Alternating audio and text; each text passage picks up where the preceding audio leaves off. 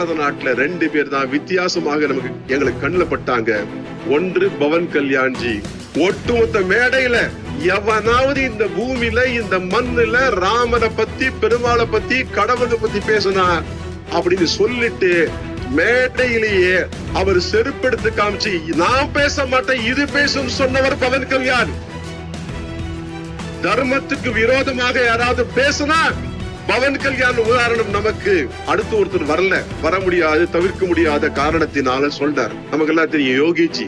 இவர் எப்படி இவராவது கை காமிச்சார். அவர் பேசுறதே கிடையாது. பேசுறதெல்லாம் தேசிய சின்னமாக ஜேசிபி தான். இப்பலாம் இந்த தேசத்துக்கு எதிராக, தர்மத்துக்கு எதிராக யாரு பண்ணாலும் ஜேசிபி வேலை செய்யும்.